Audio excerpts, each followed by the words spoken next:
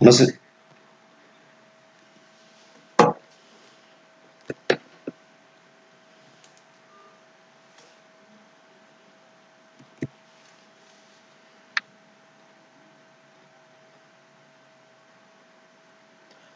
Buenas noches, nos encontramos en la tercera edición del diplomado Los derechos laborales en la emergencia sanitaria. Yo soy Luis Ricardo Valderrama Valderrama, soy el expositor de este diplomado, soy abogado con formación especial en Derecho del Trabajo y de la Seguridad Social. Como recordarán, en la segunda sesión hemos expuesto cuáles son las nociones generales sobre el trabajo a distancia, hemos diferenciado entre el trabajo a domicilio, el teletrabajo y el trabajo remoto. Si bien las distinciones son mínimas para efectos de la legislación peruana, estas figuras son diferentes. En la sesión pasada lo que hemos aclarado fue la distinción entre el teletrabajo y el trabajo a domicilio. Tomen en cuenta que el género, la regla, es el trabajo a distancia, ¿no? Yo he preferido utilizar esta terminología para así poder considerar como especies estos tres tipos de figuras. Eso sí, debo aclarar que en otras legislaciones no se da esa diferencia.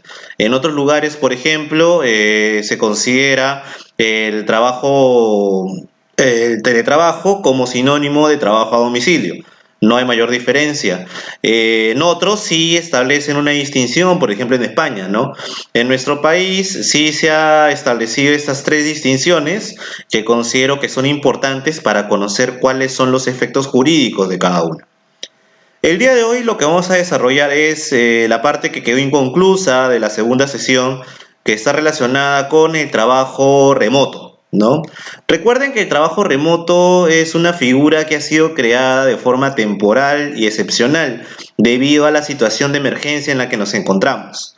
Debido a esta situación es que se ha analizado la conveniencia de tomar una serie de medidas, ¿no? Con la finalidad de que los empleadores puedan aplicar correctamente esta figura. A continuación voy a proceder con la exposición de lo que está vinculado con el trabajo remoto y en sí vamos a ver primero lo que son las nociones y las características de esta figura, ¿no? Primero hay que recordar que el trabajo remoto debe ser definido como la prestación de servicios subordinada con la presencia física del trabajador ya no en las oficinas o centro de trabajo, sino en el domicilio o en el lugar de aislamiento domiciliario. Esto quiere decir que el teletrabajo, o en este caso, disculpen, el trabajo remoto se va a desarrollar no solo en el domicilio del trabajador, sino que el trabajador puede disponer un lugar distinto a su domicilio, donde, por ejemplo, desarrolla o se encuentra en aislamiento domiciliario. Recuerden que conforme a las medidas dictadas por el gobierno, es obligatorio que las personas guarden, ¿no? El aislamiento de forma necesaria para evitar la propagación del coronavirus. Tomando en cuenta que este aislamiento es forzoso, ¿no? Las personas han tenido que definir cuál es este lugar en la que se va a realizar la cuarentena, ¿no? Este periodo resulta necesario porque esto va a permitir que la enfermedad no se propague, en primer lugar, y en segundo lugar porque de esta manera se puede realizar un mejor control, ¿no? Recuerden que existen actividades que son esenciales, donde sí se requiere la presencia física del trabajador.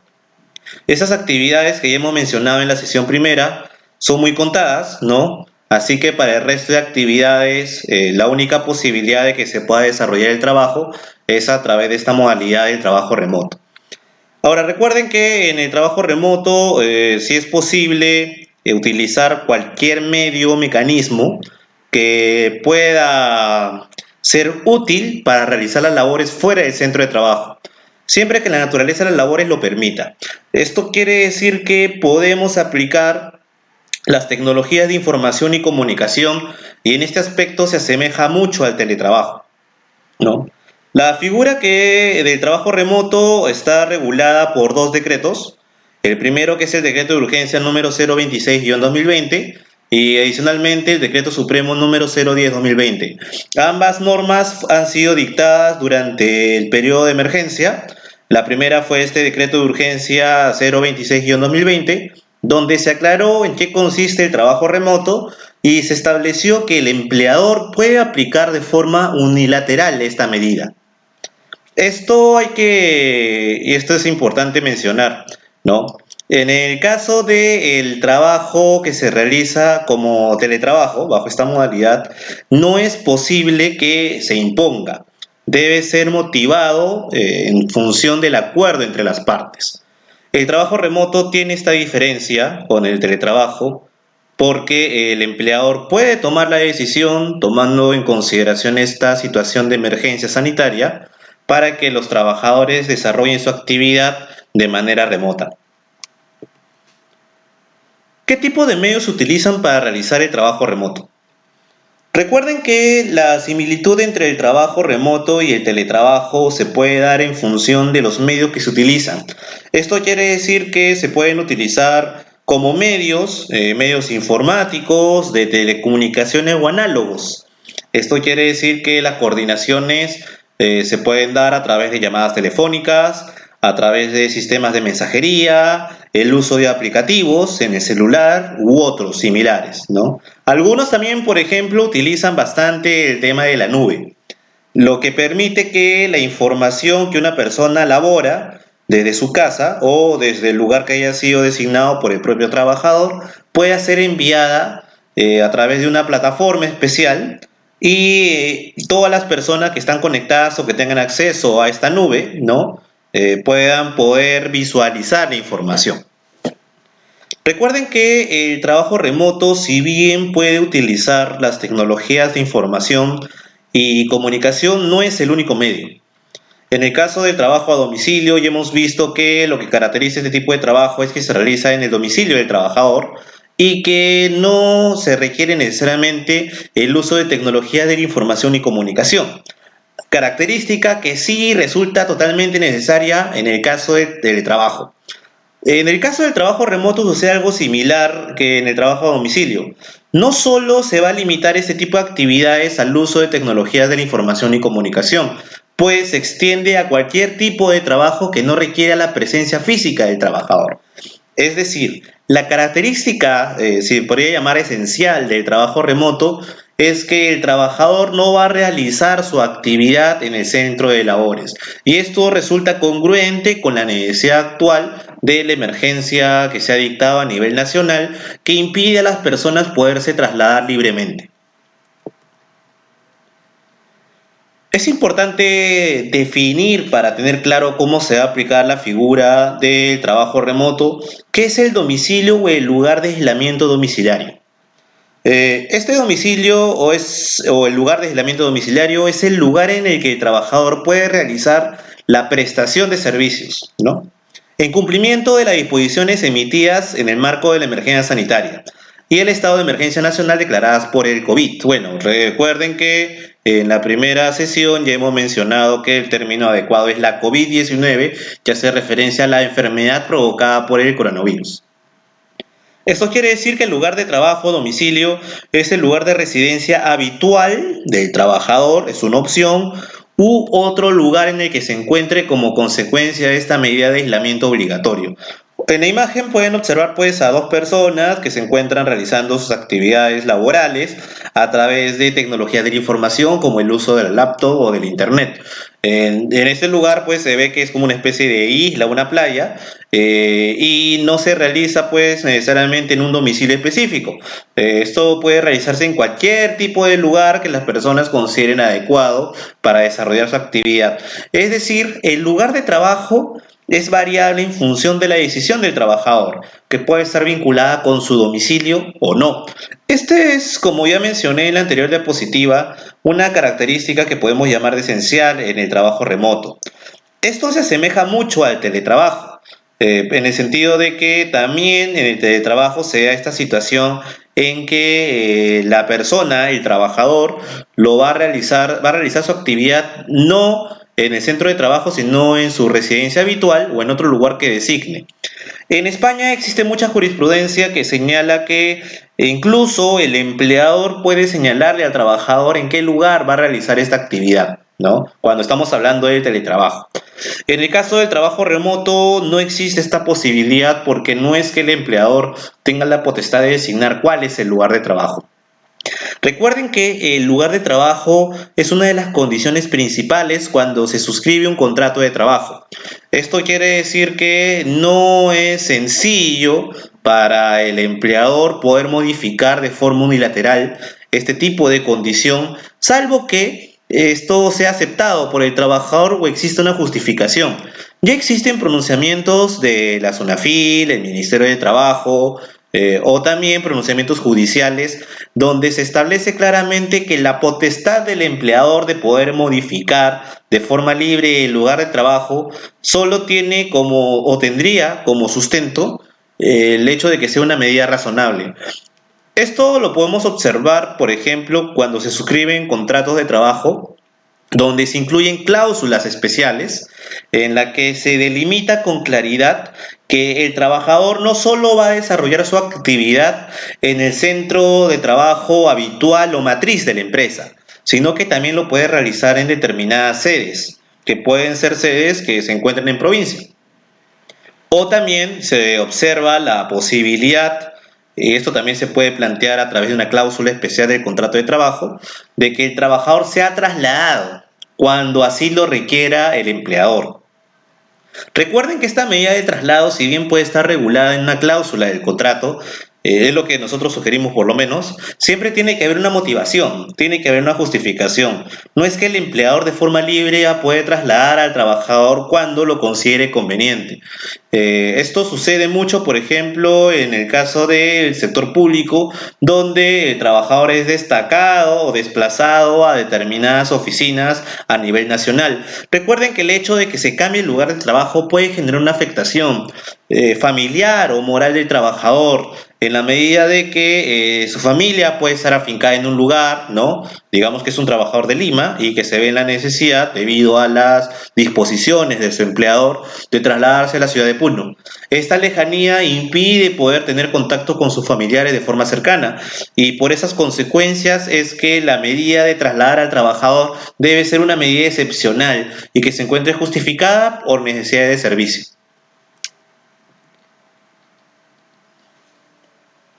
¿Qué diferencias existen entre el trabajo remoto y el teletrabajo? Eso es lo que comentábamos en la anterior sesión. Dijimos que no hay que confundir entre estas dos figuras. El teletrabajo es una figura que implica una modalidad de trabajo que se realiza a distancia. En esto se asemeja al trabajo remoto, con la diferencia que la regulación del teletrabajo es una regulación que, además de tener un carácter general, tiene vocación de continuidad, es decir, no ha sido dictada como una medida excepcional. A diferencia del teletrabajo, el trabajo remoto sí emana de una medida dictada por el gobierno en función de esta situación de emergencia sanitaria. Es una regulación temporal porque solo va a durar mientras que exista la emergencia sanitaria o de acuerdo a las disposiciones del gobierno, y por ende, al ser temporal, también es una medida excepcional. Porque recuerden que, por lo menos en el caso de las actividades que son esenciales, la actividad se puede realizar o de forma presencial y las que se pueden a través del trabajo remoto. En el caso de aquellas actividades que no son esenciales, sí se va a aplicar el trabajo remoto. Salvo que, si es que no se puede realizar esa actividad porque las labores requieren la presencia física del trabajador en el centro de trabajo, la única opción que tendría el empleador, de acuerdo con las normas que ya hemos comentado en la sesión pasada, sería el otorgamiento de una licencia con goce de haber sujeta a compensación posterior. En segundo lugar, una diferencia importante es que en el teletrabajo observamos el carácter de voluntariedad. Es decir, no existe la posibilidad de que el empleador obligue al trabajador a que acepte la modalidad del teletrabajo. Este es un acuerdo de las partes. Al respecto, se pueden dar dos situaciones, como explicamos en la sesión pasada. Que el trabajador ingrese a la empresa teniendo claro que su actividad se va a enfocar en función de la modalidad del teletrabajo.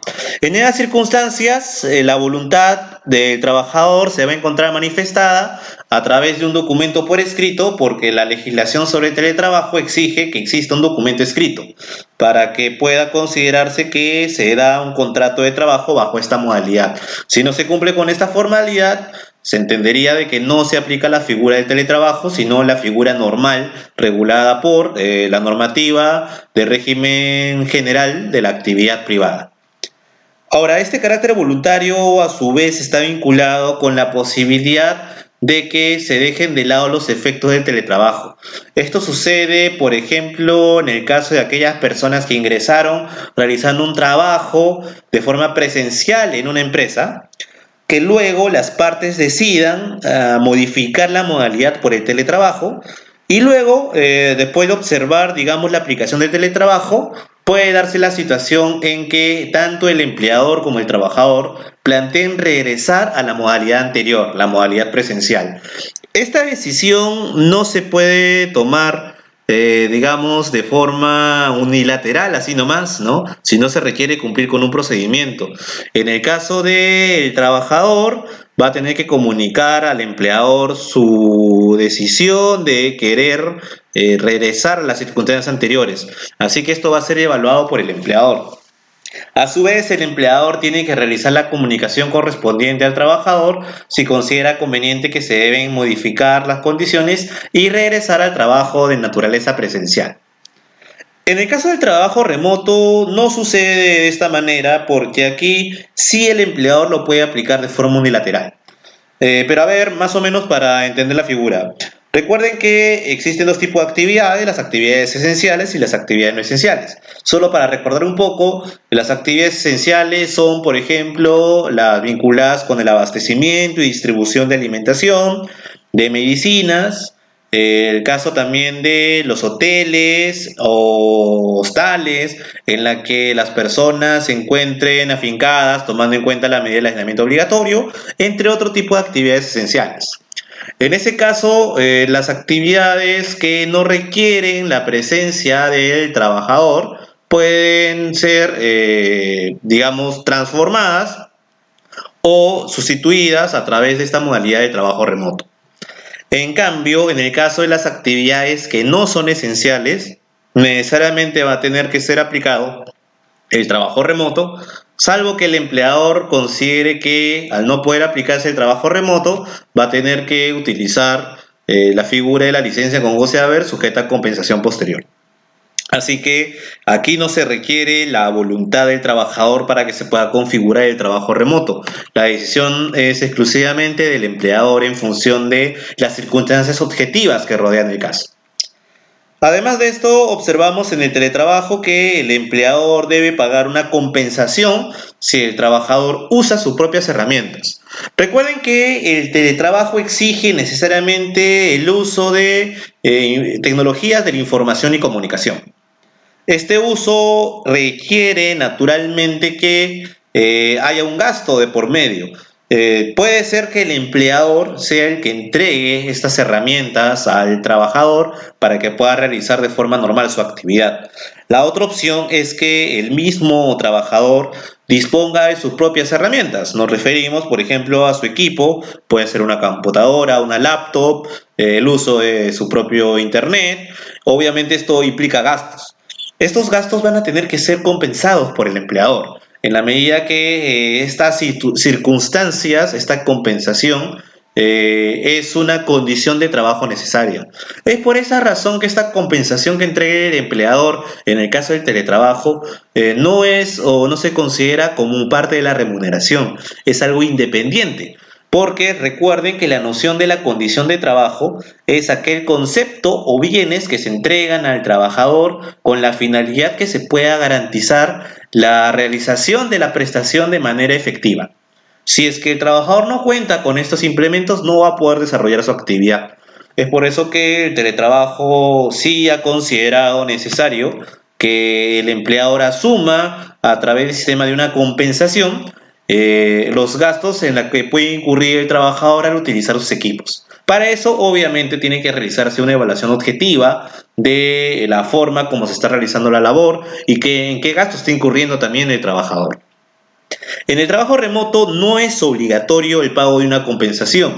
Sí, la norma señala que la compensación puede fijarse de mutuo acuerdo.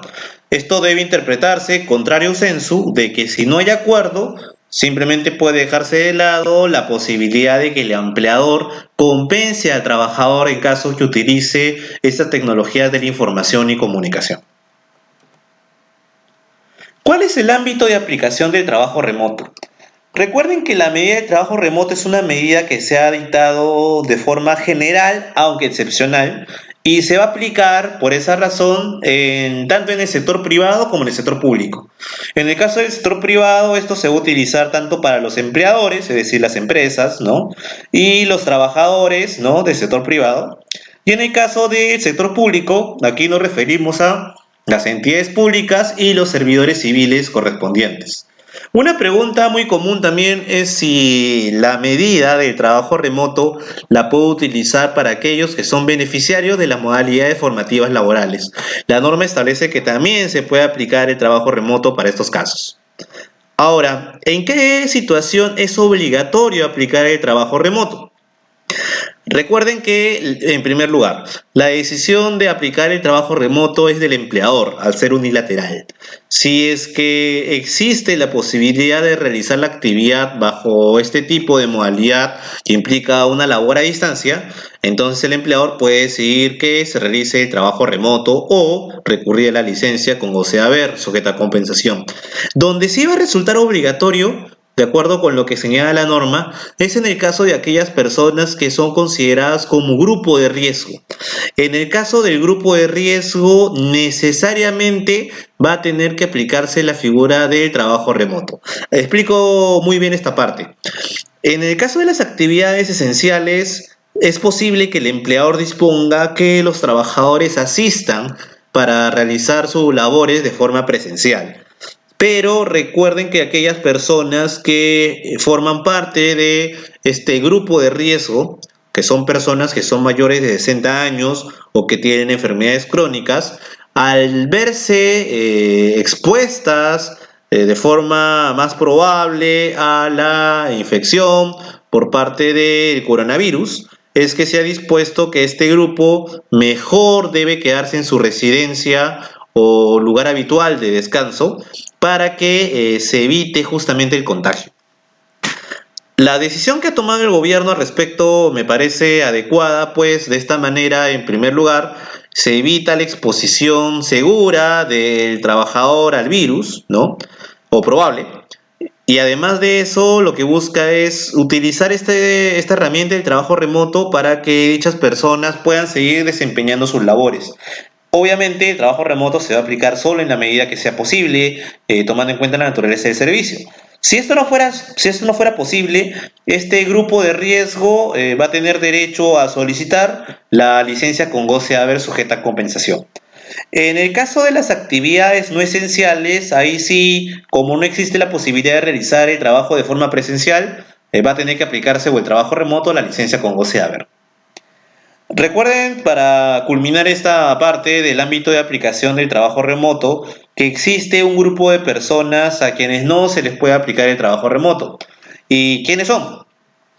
Son dos. A ver, aquellas personas que son trabajadores confirmados con COVID-19, es decir, aquellas personas que ya han sido contagiadas, no va a poder aplicarse el trabajo remoto porque debe mantener el descanso respectivo. De esta manera, a ellos se le va a aplicar lo que se conoce como la suspensión imperfecta de labores, es decir, se suspende la obligación de que estas personas presten su labor de manera efectiva sin que se perjudique el pago de la remuneración. Además, también no se va a aplicar el trabajo remoto a aquellos trabajadores con descanso médico. Recuerden que este descanso médico no necesariamente se va a originar del contagio con la COVID-19, sino que puede deberse a otro tipo de factores, ¿no? puede ser un accidente, puede ser una enfermedad común, y estas situaciones obviamente que impiden al trabajador realizar su actividad de forma normal porque va a requerir descanso. Es por eso que en estos dos casos no es posible aplicar la figura del trabajo remoto. Y si el empleador, a pesar de esas circunstancias, quiere implementarlo, esto se considera como una infracción. Y puede ser materia de una fiscalización por parte de la SUNAFIL, que puede aplicar una multa si es que el empleador no toma en cuenta estas consideraciones. Ahora vamos a evaluar los lineamientos para la aplicación de trabajo remoto, en este caso, ¿no? En primer lugar, ¿de qué manera el empleador debe comunicar la implementación del trabajo remoto? Esto es muy importante. Lo que pasa es que, tomando en consideración que a partir del día 16, ¿no? Porque la comunicación se realizó el día 15 de marzo, el día 16 se dio inicio al periodo de emergencia nacional, en la que ya se dispuso el aislamiento obligatorio. A partir de esa fecha ya se podía utilizar la figura del trabajo remoto. No obstante, recuerden que el trabajo remoto o la decisión de utilizar el trabajo remoto requería una comunicación por parte del empleador. Esta comunicación se podía realizar de dos maneras. A través de lo que se conoce como el soporte físico, es decir, un documento por escrito, o bajo el soporte digital. Soporte físico, muchos me dirán, pero si ya se había dictado la medida de aislamiento obligatorio, ¿cómo puede realizarse eso? Yo tengo conocimiento que algunas empresas lo que hicieron fue enviar a algunos de sus trabajadores a través de mensajería, ¿no? Por ejemplo, del sistema de Globo, que es muy utilizado, ¿no? Enviaron documentos en los que indicaban que se iba a aplicar el trabajo remoto. Aunque esto no era necesario, porque para eso podían utilizar el soporte digital, que hubiera sido más económico. Ahora, también se utiliza el soporte físico, por ejemplo, para el caso de las actividades esenciales, en que el trabajador sí asistía al centro de trabajo, pero puede ser que el empleador haya analizado que en estas circunstancias no se requería la presencia del trabajador y en ese caso ha podido disponer a través de un documento por escrito que se iba a modificar la prestación del servicio a través de la figura de trabajo remoto. Recuerden que para esto, si bien no existe un documento obligatorio que tiene que ser suscrito por el empleador y el trabajador, hay un documento que el Ministerio de Trabajo ha elaborado como referencia, ¿no? Para que los empleadores puedan utilizarlo y de esta manera sirva como una base para establecer con claridad cuáles son las obligaciones y derechos de ambas partes. Este modelo está circulando por internet de forma gratuita, así que aquellas personas que quieren tener conocimiento de este documento sugerido por el Ministerio de Trabajo lo pueden revisar por internet o si prefieren, si alguien lo necesita, también lo podemos colgar en la plataforma para que pueda ser distribuido por quien considere conveniente su uso. Ahora, además del soporte físico, la otra opción que es la más utilizada es el soporte digital. Es decir, puede utilizarse el correo electrónico, sea el institucional o corporativo, ¿no? Puede ser intranet, extranet o cualquier tipo de aplicación de mensajería instantánea. Estamos hablando del WhatsApp, por ejemplo. Pueden utilizarse también redes sociales como Facebook u otros análogos. Esto dispuesto por la norma es muy importante porque normalmente el empleador considera que la vía más adecuada para hacer las comunicaciones es o a través de un documento por escrito o a través del correo electrónico institucional. Esta norma lo que permite es realizar las comunicaciones bajo otro tipo de formas, donde ya resulta posible aplicar el intranet, el extranet o las aplicaciones de mensajería instantánea donde obviamente también puede realizarse manifestaciones de voluntad de forma clara. Lo que sí yo recomiendo es que en el caso del soporte digital, creo que la mejor manera o la manera más formal de realizar la comunicación es a través de un correo electrónico, ¿no? Y además en este correo electrónico, si resulta posible, incluir este modelo que ha utilizado, sugerido el Ministerio de Trabajo para que se puedan establecer con claridad cuáles son las condiciones para realizar el trabajo remoto. Creo que de esta manera se puede regular mejor la actividad, porque si solo se coloca en el correo electrónico el empleador ha decidido tomar en consideración la modalidad de trabajo remoto en general. Esta mención es muy general. Yo creo que debería regularse mejor en qué condiciones se va a prestar el trabajo remoto por las situaciones que vamos a explicar a continuación. Ahora, ¿cuál es la información que debe contener esta comunicación que va a ser trasladada por el empleador para que el trabajador sepa cómo va a realizar su actividad de trabajo remoto? Son cuatro las principales informaciones o datos que tiene que precisar el empleador. En primer lugar, tiene que señalar cuánto va a durar la aplicación del trabajo remoto. Obviamente, como las personas, en este caso los empleadores, y tampoco los trabajadores tienen un conocimiento cierto de cuánto va a durar la emergencia nacional que implica el aislamiento obligatorio, esto exige que esta duración sea indeterminada. Es decir, puede colocarse como referencia que el trabajo remoto va a durar todo el tiempo en la que el gobierno considere necesario o considere necesaria la duración de la emergencia sanitaria, ¿no? Es posible incluso que el Estado disponga posteriormente, eso es lo que se ha comentado en redes bastante, que las empresas comiencen a retomar sus actividades de forma progresiva. Es decir, no todos los sectores van a iniciar al mismo tiempo, sino que se va a realizar por partes. Probablemente el sector servicios o aquellos que tengan que ver con bares, discotecas o donde resulte normal que haya una asistencia masiva de personas, ¿no? Este tipo de actividades lo más probable es que sean las últimas que van a retomar sus funciones. Esto obviamente estaría vinculado con una decisión del gobierno de establecer de qué manera se va a reactivar la actividad empresarial. A la fecha no tenemos una idea clara de cuál va a ser la situación de la duración, solo conocemos que hasta el 26 de abril se ha dictado o se ha extendido la medida de aislamiento obligatorio. No sabemos si el gobierno va a decidir extenderlo más. Yo asumo que esto va a depender del número de contagios que se den hasta la fecha, ¿no? Hasta esa fecha. Luego, un dato también importante en la comunicación es establecer cuáles son los medios o mecanismos que van a utilizarse para realizar el contacto entre el trabajador y el empleador y para realizar adecuadamente las funciones laborales. Y también definir qué parte lo va a proveer.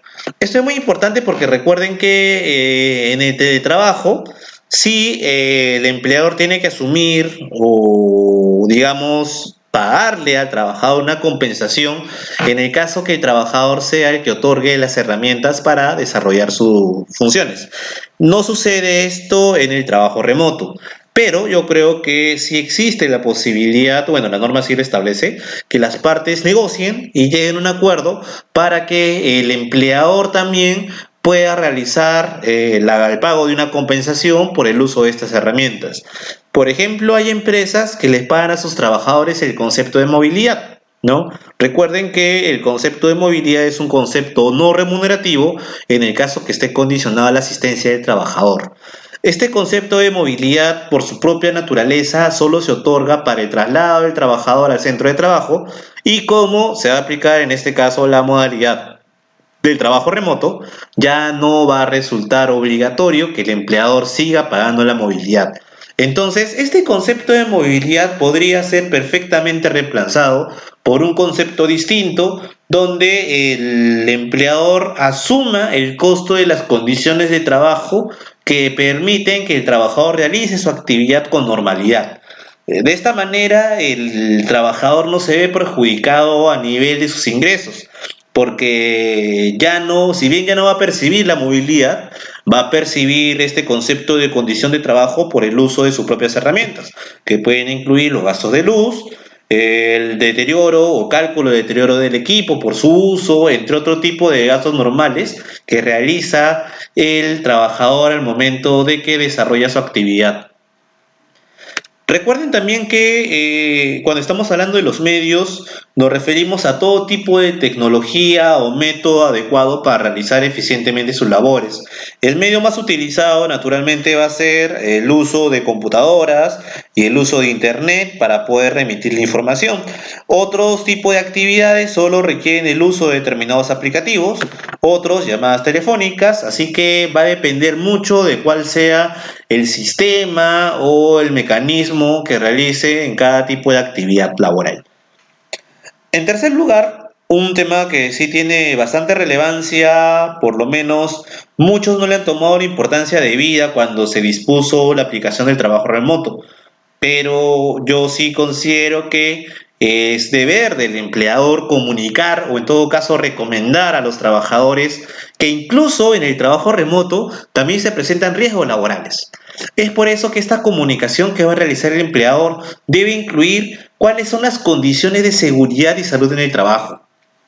Recuerden, y esto es lo que siempre he comentado al momento que mis clientes me consultan en torno a los temas de seguridad y salud en el trabajo, recuerden que las labores comunes que se encuentran sujetas a los riesgos laborales no solo son aquellas actividades operativas que implican esfuerzo físico.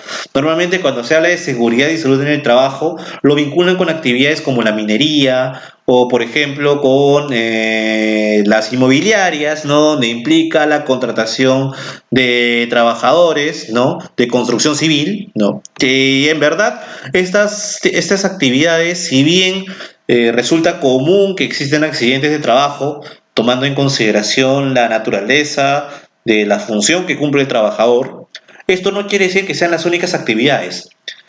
Normalmente, la actividad más común es la de las labores administrativas o las actividades de los empleados.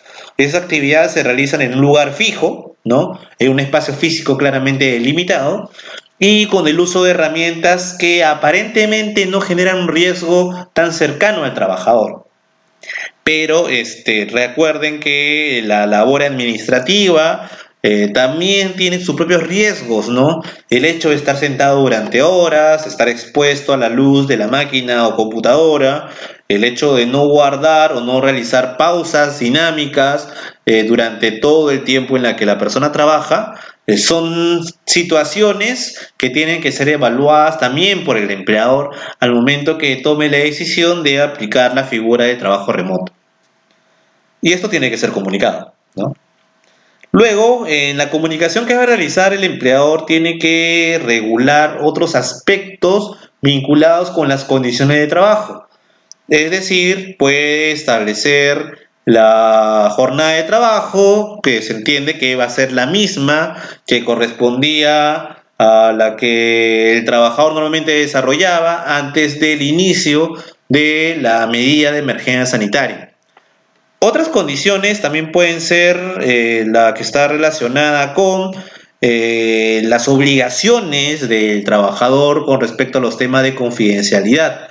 Recuerden que esta obligación de la confidencialidad puede ser planteado tanto a través de una cláusula del contrato, y bueno, ahora con el trabajo remoto, si es que no está regulado en el contrato, puede indicarse en el comunicado para que de esta manera el trabajador tenga pleno conocimiento de las consecuencias de que la información que esté remitiendo al empleador o la información que recibe de parte del empleador tiene que ser mantenida en total reserva. ¿Cómo se fiscaliza ese trabajo remoto? Uno de los problemas principales a lo cual se enfrenta el empleador cuando decide aplicar el trabajo remoto es la fiscalización. ¿De qué manera yo puedo fiscalizar a un trabajador que se encuentra lejos de mi oficina? Bueno, actualmente existen una serie de alternativas que permiten al empleador poder realizar una gestión adecuada de trabajo a pesar que sea a distancia. Y dentro de esta gestión se encuentran sus facultades de fiscalización. La norma lo que indica es que es responsabilidad del empleador, primero, asignar con claridad cuáles son las labores que va a desarrollar el trabajador, así como implementar, eso quiero remarcar, los mecanismos de supervisión y reporte de labores realizadas durante la jornada laboral, de ser el caso mediante el empleo de mecanismos virtuales. A ver, una forma básica en la que el empleador podría controlar o fiscalizar las actividades de los trabajadores es a través de comunicaciones telefónicas. Algunas empresas, por ejemplo, lo que están haciendo es comunicarse al inicio del horario de trabajo con el trabajador para que le informen al trabajador cuáles son las labores que tiene que realizar durante el día y posteriormente el trabajador también se comunica con el empleador para señalar en qué medida ha cumplido o no con esas actividades. Otras empresas reemplazan la comunicación telefónica con el uso de correos, que es una medida creo que más difundida, en la que el trabajador informa o hace un reporte de sus actividades diarias y de esta manera el empleador pueda revisar hasta qué punto se está realizando el cumplimiento o no. Ambas medidas a mí me parecen útiles. Ahora, hay empleadores que aplican sistemas más sofisticados que les permite tener un control directo de la actividad. Por ejemplo, los empleadores de determinado tipo de actividades incluso obligan a los trabajadores a que se coloquen dispositivos como cámaras o que exista una especie de control remoto de la actividad del trabajador. No es que yo esté en contra de este tipo de fiscalización, obviamente es una fiscalización que implica un mayor control de la actividad del trabajador. Creo que en algunos tipos de actividades sí resulta necesario de repente porque la información que utiliza el trabajador tiene que ser mantenida con total confidencialidad. Y es por esa razón que la fiscalización del empleador tiene que ser más severa o dura.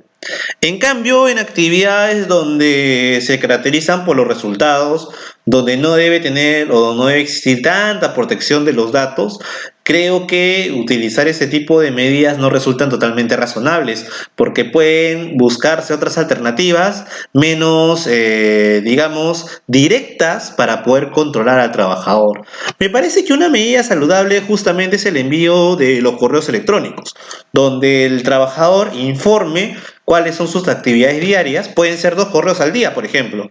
Al inicio de la jornada, donde informe qué tipo de actividad va a realizar, y al final, donde señale qué labores ha cumplido y qué labores quedan pendientes para el día siguiente.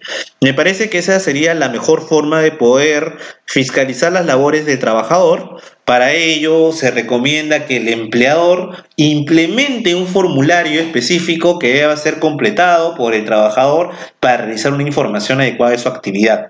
Incluso también algunos empleadores disponen de sistemas.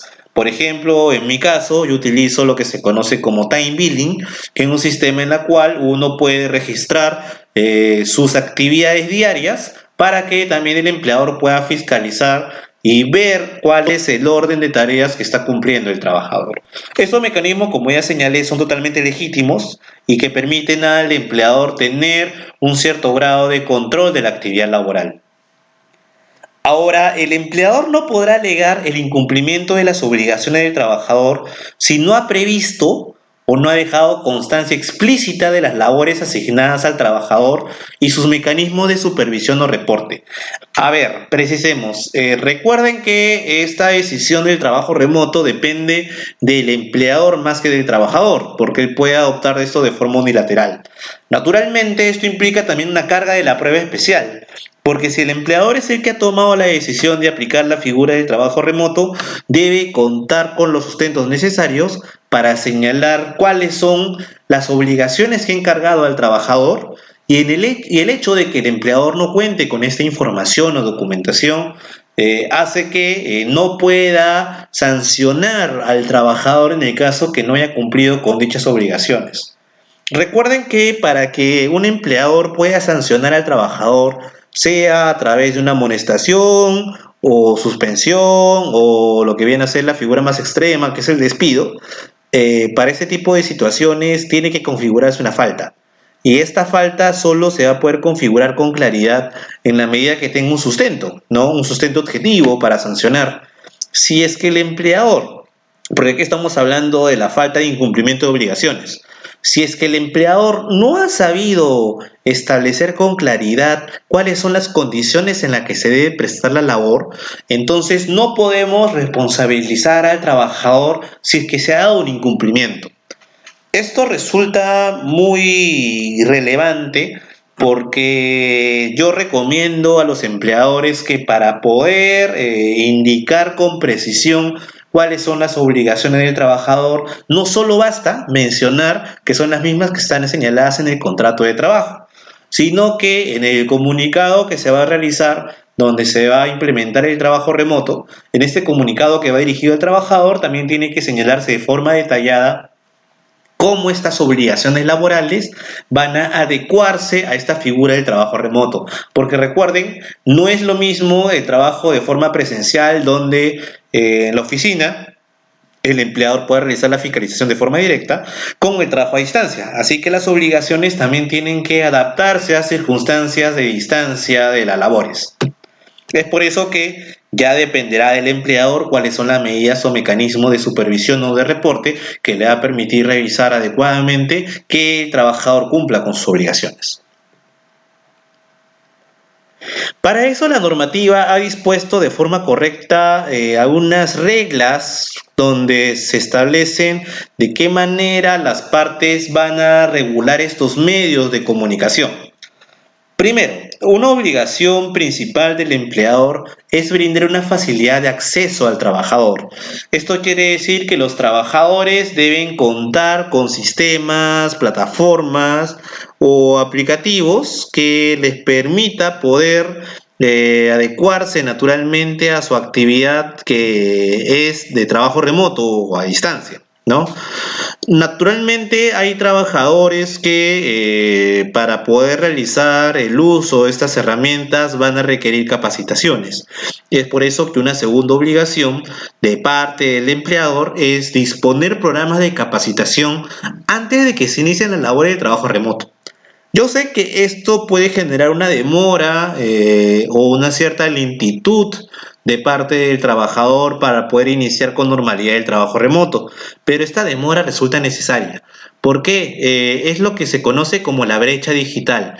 Hay muchos trabajadores que por diversas razones, pueden ser razones de edad u otro tipo de circunstancias, no tienen la posibilidad de poder realizar adecuadamente las labores a través de esta modalidad de trabajo remoto. Es por eso que lo que mejor se puede hacer en estas situaciones, y esto lo ha dispuesto claramente la norma, es de que el empleador tiene la obligación de capacitar al trabajador y tiene que explicarle cómo se van a usar de forma adecuada estas herramientas de comunicación y también de información. Recuerden que no todas las personas tienen los mismos conocimientos en materia informática. Obviamente las nuevas generaciones tienen mayores facilidades para poder usarlas. Pero en el caso de aquellas personas que son mayores o que simplemente no han tenido la posibilidad de tener acceso a este conocimiento, sí se requiere una preocupación de parte del empleador para reducir esta brecha de conocimiento digital, ¿no? Esto naturalmente va a también servir para que en oportunidades próximas, cuando ya termine el periodo de aislamiento obligatorio, el empleador cuente con un personal con mayor capacitación en tecnologías o herramientas digitales y pueda desarrollar de forma más sencilla y ágil sus labores. Esto recuerden que el tema de la capacitación está vinculado también con la facilidad de acceso. El empleador tiene que procurar brindar las herramientas o plataformas o aplicativos más sencillos de usar. Claro, existen situaciones en las que por el tipo de actividad, el tipo de las herramientas que se usan son más elaboradas. En ese caso, obviamente, tiene que recurrirse a la capacitación. Hay otro tipo de herramientas más sencillas, donde nada más se va a utilizar sistemas de correo electrónico, donde no se requiere mayor tipo de conocimiento. Ahora, he escuchado de parte de algunas personas que me han hecho algunos comentarios o consultas que muchos de ellos, por ejemplo, no cuentan con internet o simplemente no cuentan con una computadora personal para desarrollar su actividad, lo cual les impediría poder realizar el trabajo remoto. En esos casos, si bien la norma no establece la obligación de parte del empleador de proveer los instrumentos, porque la otra opción obviamente es considerar la licencia con goce de haber sujeta a compensación, ¿no? Yo recomiendo que para que se mantenga con normalidad las labores, sí debería el empleador contar con determinados instrumentos y pueda brindarles a los trabajadores de forma oportuna para que puedan desarrollar su actividad, ¿no? Luego de la capacitación correspondiente para que pueda garantizar que el uso de estas herramientas sea el más adecuado. Luego tenemos una obligación, bueno, más que una obligación es una prohibición. Los trabajadores no pueden ser reemplazados en su actividad. Recuerden que el contrato de trabajo se caracteriza por ser un contrato personalísimo. Ahora, claro, aquí viene la situación. En el caso de los trabajadores, recuerden que la naturaleza del contrato, al ser personalísimo, quiere decir que no pueden ser reemplazados por terceras personas. En el caso del teletrabajo y en el trabajo remoto, que ahorita se está aplicando por este periodo de emergencia, como no hay necesariamente un control tan directo de parte del empleador, puede ser que haya personas que reemplacen al trabajador y el empleado no lo sepa. Es por eso que se prohíbe la subrogación de funciones, es decir, que una persona busque un reemplazo a partir del cual se sigan manteniendo las actividades. Y esto también quiere decir que el trabajador no puede contar con colaboradores para desarrollar su actividad. La figura de los colaboradores sí es posible en el caso de la locación de servicios, que es una figura netamente civil. En cambio, en materia laboral esto no es posible porque recuerden que cuando el empleador contrata al trabajador lo hace por sus habilidades y experiencias particulares, lo cual no puede ser reemplazado por otro trabajador. Luego, una obligación que es importante y que mencioné al inicio de cuando estaba exponiendo esta diapositiva es el tema de la reserva. Es decir, en el caso de lo que viene a ser con la reserva, recuerden que pueden existir en el contrato cláusulas de confidencialidad. Eso es lo que yo recomiendo para que se pueda regular mejor las labores. En algunos casos, este tipo de cláusulas no son incluidas. Esto se debe normalmente a que, digamos, el empleador no considera necesario porque la información que va a otorgar al trabajador es una información que no requiere mayor tipo de confidencialidad. Pero yo siempre recomiendo a los empleadores que recuerden sí colocar la cláusula de confidencialidad porque esto le permite tener un control de la información que sale. Recuerden que esta información puede ser utilizada por empresas de la competencia y que se pueden aprovechar de esta ventaja en cuanto a la información para colocarse en una situación más privilegiada a nivel comercial. Entonces sí recomiendo que exista una cláusula donde se indique que debe mantenerse de reserva de la información. No solo eso, hay empresas, por ejemplo, que establecen una política en la que indican qué información es de total reserva y qué información sí podría, por ejemplo, comunicarse con normalidad. Incluso hay empresas donde se obliga al trabajador a que no puede manifestar a través de ningún medio periodístico o de televisión o radio información sobre la empresa, justamente por este carácter reservado. En el caso del trabajo remoto, por su propia situación de que la actividad se realiza a través de la tecnología de información y comunicación, también resulta importante mantener la reserva de la información. Esto está vinculado con las prohibiciones de que no haya subrogación de funciones ni tampoco participación de terceros o colaboradores, para que de esa manera la información, además de estar centralizada, evite que pueda haber un escape de información que pueda resultar de forma negativa para la empresa. ¿Qué sucede si al final se puede verificar que se ha habido una fuga de información y que esto ha generado un daño al empleador? Ante esas situaciones, el empleador perfectamente puede accionar ante los jueces, ¿no? Esto también se podría ver, por ejemplo, ante un juez laboral, así lo establece la nueva ley procesal del trabajo, y reclamar de parte del trabajador el pago de una indemnización por daños y perjuicios, siempre y cuando se corrobore que hay un daño claramente objetivo, ¿no? En caso de que haya nada más una fuga de información, pero donde no se haya dado un daño severo al empleador, el empleador considero que en la medida que no podría evaluar económicamente el daño, podría no aplicar esta figura de la demanda por indemnización por daños y perjuicios, pero sí podría sancionar al trabajador porque igual el incumplimiento se ha dado, ¿no? Recuerden que para aplicar una medida disciplinaria tiene que evaluarse no solo cuál es la infracción, sino cuál es el nivel en función del principio de razonabilidad y proporcionalidad. Examinar el nivel del daño. Si es que el daño es menor, aplicar medidas menos severas.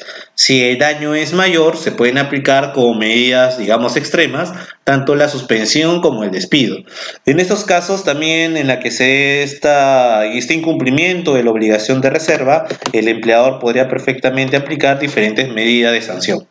Obviamente recuerden que tiene que tomarse los antecedentes del trabajador. Y finalmente, otra obligación que está vinculada con los medios para realizar el trabajo remoto es lo que se conoce como el canal de comunicación. Este canal de comunicación está relacionado con la posibilidad de que el trabajador pueda comunicarse con el empleador para informar que el uso de los medios no se está realizando de forma adecuada por la existencia de desperfectos. Un caso muy común puede ser de que la persona por diferentes razones no pueda contar con energía eléctrica porque digamos hubo un apagón, un corte de electricidad. En esos casos debe existir una vía que permita al trabajador poder comunicarse con el empleador. Yo recomiendo en este caso que sean dos canales de comunicación. Uno que sea a través de correos electrónicos, porque recuerden que no solo a través de una laptop puede utilizarse, puede enviarse la información, sino que también ahora en nuestros celulares podemos utilizar los aplicativos, así que podemos utilizar o el correo electrónico o un sistema de mensajería instantánea. En el caso de que no se pueda utilizar esto, porque digamos que este corte de electricidad tenga cierto grado de duración, entonces puede utilizarse otro tipo de sistema como puede ser una llamada telefónica. Estas dos posibilidades o dos canales de comunicación considero que son necesarios para que de esta manera el trabajador tenga la posibilidad de informar cualquier situación que no haya sido calculada, ¿no? Y que pueda generar una afectación directa de la prestación normal de servicios. Obviamente en estos casos el empleador no debe interpretar que hay un incumplimiento de obligaciones. Recuerden que ante las situaciones difíciles en las que nos encontramos actualmente, hay un gran grado de incertidumbre para realizar las labores y diferentes situaciones se pueden presentar. Entonces, en estas circunstancias, el empleador otra vez tiene que recurrir al criterio de proporcionalidad y razonabilidad para coordinar con el trabajador para que se pueda la recuperación de ese tiempo no laborado y de esa manera no se dé una afectación de la remuneración del trabajador. Una pregunta que me hacen bastante, y esto creo que he visto una pregunta también en la plataforma, es si el empleador puede variar las condiciones de trabajo. Recuerden que cuando estamos hablando de una condición de trabajo nos referimos a todas aquellas obligaciones o facultades o derechos que son plasmados o son negociados por las partes del contrato de trabajo, es decir, me refiero al trabajador y al empleador, y que están relacionadas necesariamente con la forma como se van a realizar las actividades laborales. Evidentemente es obligación del empleador, y esto la norma lo ha puesto de forma bien enfática, no afectar la naturaleza del vínculo laboral. En primer lugar, ¿esto qué quiere decir? Que el hecho de que yo aplique la figura de trabajo remoto no me permite que yo transforme o modifique el contrato, que digamos sea un contrato a plazo indeterminado y lo convierta a uno a plazo fijo o por ejemplo un contrato a tiempo parcial. Eso no es posible. ¿no? Así que en primer lugar no debe afectarse la naturaleza del vínculo laboral, no se debe afectar la remuneración, ojo, no había necesidad de colocar esta parte en la nueva norma porque ya en el decreto supremo número 003-97-TR, que recuerden es el texto único ordenado de la ley de productividad y competitividad laboral, ahí se establece claramente que es un acto de hostilidad la reducción de la remuneración y de la categoría, ¿no? Antes la norma lo regulaba indicando que estas situaciones es cuando no exista motivación. Ya no existe ese tipo de regulación, ahora basta que sea una reducción de remuneración o de categoría para que sea considerado un acto hostil. Si bien este texto normativo ha sido modificado y han quitado esta parte de la motivación, la existe todavía criterios no solo a nivel doctrinal, sino también jurisprudencial, que señalan la posibilidad de reducir remuneraciones si existe un acuerdo entre trabajador y empleador. Yo considero que esta medida de la reducción de remuneraciones es posible en términos generales, en primer lugar, si es que hay un acuerdo, y en segundo lugar, cuando esto tenga una motivación objetiva, ¿no? Puede ser, y esto sucede muchas veces, que, por ejemplo, algunos trabajadores vean la conveniencia de reducir su jornada de trabajo porque han decidido, además de trabajar, estudiar. Esta reducción de la jornada de trabajo también va a tener una implicancia directa con el pago de la remuneración. Así que una reducción de la jornada también tiene como consecuencia la reducción de la remuneración. Ahora, esto es en un plano general o común o normal. Actualmente existe una duda sobre si se puede aplicar esta figura de la reducción de la jornada y la remuneración cuando estamos hablando de la situación de emergencia sanitaria. Es un tema que yo voy a abordar en la siguiente sesión. No obstante, he recibido en la plataforma algunas preguntas relacionadas que al final de la sesión, que va a ser en unos momentos, lo voy a poder explicar al detalle. Ahora vamos a terminar con esta parte de la diapositiva que me parece muy interesante sobre la variación de las condiciones de trabajo. Recuerden que el empleador tiene una potestad que se conoce como jus variandi. El jus variandi es la posibilidad de que el empleador pueda modificar las condiciones de trabajo que no sean esenciales. Ojo, ¿ya? Y cuando estoy diciendo que no sean esenciales me refiero a, por ejemplo, la remuneración, que es un tema esencial al momento de que el trabajador y el empleador deciden suscribir o celebrar un contrato de trabajo. Las condiciones económicas que rodean el contrato de trabajo también son consideradas como condiciones esenciales, el lugar de trabajo también. Es por eso que estas condiciones de trabajo que son esenciales no pueden ser modificadas de forma unilateral por el empleador. Siempre tiene que haber un acuerdo entre las partes.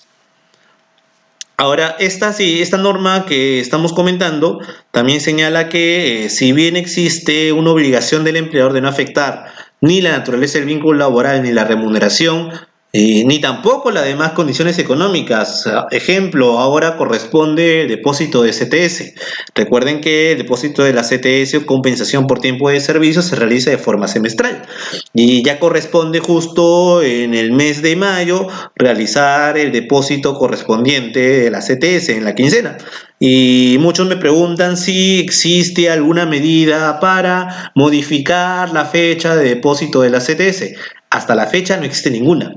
Recuerden que la CONFIEP, ¿no? Que es una organización que representa a los empleadores o empresas, ha enviado un comunicado en la que señala como una medida para paliar el impacto económico de esta situación de emergencia sanitaria, han dispuesto o han sugerido al gobierno que la CTS sea diferida el pago, ¿no? Que no se realice el depósito en estas fechas, sino que se traslade para el siguiente semestre. Nos estamos refiriendo al mes de noviembre. Para que de esta manera el depósito de la CTS se realice de 2 semestres, ¿no? Es una medida que personalmente la considero razonable, tomando en consideración que como es un depósito de la CTS y la CTS es un monto intangible que va a una cuenta específica designada por el trabajador, este monto no se va a poder disponer de forma libre. Justo en la medida que es un monto intangible, no se permite la disposición de este monto y de esta manera no es que el trabajador va a perder liquidez. Claro, lo que sí va a perder son intereses, pero considero que es una medida menos gravosa que utilizar, por ejemplo, la figura del cese colectivo, que también sugiere la CONFIEP, o aplicar la medida de la suspensión perfecta de labores, donde se suspende no solo la obligación de no asistir al trabajo o de no realizar actividad laboral, sino también la obligación de pagar del empleador. Entonces, estas son situaciones, en mi opinión, más extremas, que si bien han sido sugeridas por la CONFIEP, no las considero adecuadas en estas circunstancias de emergencia, salvo de repente, bueno, el cese colectivo, sí es una alternativa que creo que si se da carta libre, muchos empleadores van a aprovecharse de esta medida excepcional para despedir trabajadores, y no solo aquellos trabajadores que les hayan generado una premura económica, sino también lo que se conocen como trabajadores indeseables, aquellos que no quiero tener porque simplemente por un tema subjetivo, ¿no? Simplemente como ya tienen muchos años en la empresa, ya no quiero contar con ellos. Es por eso que ahí yo sí tengo un desacuerdo con las propuestas realizadas por la CONFIEP. Actualmente se están evaluando estas medidas y seguramente el día domingo o el día lunes se va a comunicar o se va a dictar nuevas normas laborales que regulen este tema, ¿no? Ahora, regresando al tema que estamos comentando, con respecto a la variación de la condición de trabajo, recuerden que esta obligación del empleador de no cambiar las condiciones de trabajo hacen referencia al hecho de que él las aplique o modifique la condición de trabajo de forma unilateral. Esto quiere decir, eso la norma lo deja bien en claro, que sí es posible hacer modificaciones de forma unilateral cuando estén vinculadas necesariamente a la asistencia al centro de trabajo. Recuerden que en el caso del trabajo remoto, la persona no va a asistir al centro de trabajo, es decir, ni siquiera se puede dar la figura mixta, que asisto y como en el trabajo se puede dar, ¿no? Por un lado hay una asistencia al centro de trabajo y por el otro lado se da el trabajo a distancia. En el caso del trabajo remoto no se va a poder dar, por lo menos en las actividades no esenciales. En las actividades esenciales sí puede darse esta figura mixta, en la que un tiempo determinado el trabajador asista al centro de trabajo, porque en estos casos sí hay un permiso especial para asistir, y puede ser que la otra parte del trabajo la realice desde su domicilio o el lugar que designe el trabajador. En estos casos de las actividades esenciales, considero que sí se puede aplicar la figura mixta de una parte que sea trabajo remoto y la otra parte que sea trabajo presencial, pero en las actividades no esenciales esto no es posible. Además, la norma también señala, con respecto a la variación de condiciones de trabajo, que el empleador sí puede modificar de forma unilateral las condiciones de trabajo cuando éstas favorezcan al trabajador. Recuerden que siempre en el caso del derecho del trabajo se aplica una serie de principios. Entre ellos, un principio muy conocido es que la interpretación de las normas laborales siempre tiene que darse a favor del trabajador. Este principio se puede aplicar de otra manera, en el sentido que toda aquella medida que favorezca al trabajador puede ser aplicada por el empleador, incluso de forma unilateral, como en el caso que estamos viendo del trabajo remoto, donde el trabajador puede ser beneficiado con esta medida unilateral del empleador de cambiar su condición, siempre y cuando sea para mejor, no para empeorar la situación laboral del trabajador. Justo dentro del tema de las condiciones de trabajo, una pregunta que también es muy frecuente es, si yo puedo reducir la jornada de trabajo ahora que en esta situación de emergencia no existe la posibilidad de que los trabajadores puedan desarrollar, por ejemplo, su actividad dentro de determinados horarios. Recuerden que el gobierno ha dictado un toque de queda, ¿no? Este toque de queda impide a los trabajadores poder transitar de forma libre a determinadas horas. Esto obviamente para el caso de las actividades que son presenciales, sí afectan las labores que puedan realizar, ¿no? Así que eso exige de parte del empleador realizar una modificación de la jornada de trabajo para poder adecuarse a la medida del gobierno. En el caso del trabajo remoto no existe ese problema, debido a que la persona para realizar su actividad no tiene que salir. Así que el toque de queda no va a afectar de ninguna manera la actividad de trabajo remoto y por esa razón no existe la necesidad de que el empleador modifique la jornada de trabajo.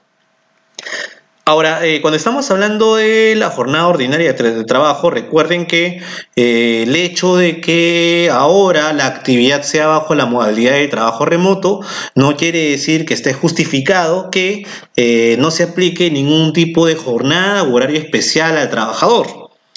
Al contrario, lo que dice la norma es que cuando el empleador decide iniciar la modalidad de trabajo remoto, tiene que mantener las mismas condiciones de jornada de trabajo y de horario que han sido pactadas, ¿no? Es decir, debe respetarse lo que se ha fijado en su oportunidad en el contrato de trabajo original. No se puede modificar, por lo tanto, a través de esta comunicación que realiza el empleador al trabajador sobre la medida del trabajo remoto, no se podría modificar la jornada ordinaria de trabajo, ¿no? Salvo que, y ahí viene la excepción del tema, las partes hayan llegado a un acuerdo sobre estos cambios. Pero obviamente estos cambios deben realizarse dentro de ciertos límites. Por ejemplo, uno de los límites básicos y que está reconocido a nivel constitucional es que la jornada ordinaria de trabajo no puede exceder de ninguna manera de las 8 horas diarias o 48 horas semanales. Recuerden que debe interpretarse esta parte en el sentido de que si son 48 horas semanales, algunos días el trabajador puede laborar más de 8 horas diarias o menos de 8 horas diarias y que durante los demás días puede compensarlo. Esto es lo que se conoce como una especie de jornada típica, o ¿no? En el sentido que no siempre la jornada tiene que calzar exactamente, cuando nos referimos a el tiempo diario, no tiene que calzar exactamente con 8 horas. Obviamente, esto es una medida que va a depender de cuáles sean los usos o prácticas de cada empresa o entidad, ¿no? En el caso del trabajo remoto, no hay dificultades mayores para que se pueda mantener la misma jornada ordinaria de trabajo que ya había sido aprobada anteriormente por trabajador y empleador en el contrato, o puede darse también la modificación si se considera necesario. Pero recuerden que si se va a dar una modificación de la jornada de trabajo, tiene que ser en función de un acuerdo entre las partes, número uno. Y número dos, toda modificación que se realice de la jornada no puede exceder de esas 48 horas semanales. Hay muchas personas que me han consultado en torno al tema de la jornada de trabajo y me han dicho que algunos empleadores consideran que ahora que se está dando la figura del trabajo remoto, se están comunicando con el trabajador a diferentes horas, incluso fuera del horario de trabajo. Bueno, lo que le podría responder a la persona que me han hecho estas consultas es que eso es incorrecto. Es decir, si por ejemplo mi jornada está establecida en función de una jornada de 5 por 2, es decir, de lunes a viernes y 2 días de descanso que son sábado y domingo. En ese caso, la persona, el empleador, no me puede exigir cumplir con ninguna obligación durante estos días de descanso semanal, que son los días sábados y domingos. Peor aún cuando se da la figura del feriado, como ha sucedido ahora, que es el jueves y el viernes. Entonces, en esas situaciones no es posible que se pueda realizar una actividad laboral. Y si se realiza una actividad laboral por necesidad de servicio o porque lo pide el empleador, porque si es que no se puede realizar, va a haber una afectación en cuanto a la producción o el cumplimiento de determinadas acciones dentro de la empresa, bueno, en esos casos extremos, se va a considerar ese tiempo elaborado como hora extra. A lo que yo voy es que en ningún caso este tiempo o sobretiempo realizado por el trabajador no va a considerarse como algo que no deba ser remunerado. Al contrario, cualquier tipo de actividad que se realice fuera de la jornada u horario de trabajo va a tener que ser remunerada. No olviden que en el caso del sobretiempo u horas extras existen sobretasas específicas que tienen que ser pagadas al trabajador en la medida de que está realizando labores de forma excepcional más allá de la jornada ordinaria. Esto también se va a aplicar al trabajo remoto. Esto lo podemos revisar en esas dos diapositivas. Aquí se aclara justo el tema de la jornada, cómo se va a distribuir y cómo se va a dar la disponibilidad horaria. En primer lugar, en el caso de la jornada, las partes pueden pactar que el trabajador distribuya libremente su jornada de trabajo en los horarios que mejor se adapten a sus necesidades. Claro, este es un tema muy interesante. Recuerden que en el trabajo remoto existe, al igual que el teletrabajo, hay ciertos problemas en cuanto a la regulación de la jornada, porque si el trabajo se realiza en el domicilio, en el caso de muchos trabajadores pueden haber dificultades para adecuar su jornada de trabajo habitual a una realización que implica sus labores en domicilio. Recuerden que ahora que nos encontramos en una situación de aislamiento obligatorio, muchas personas se encuentran con familiares en su centro o en su casa en este caso. Y esto puede dificultar, si es que su actividad es de lunes a viernes, que puedan ser realizadas con normalidad, porque también algunas veces los horarios de la casa pueden colisionar con la actividad laboral. Entonces, ¿qué se requiere? Yo considero que de parte del trabajador debe existir una mayor disciplina para poder desarrollar su actividad con normalidad.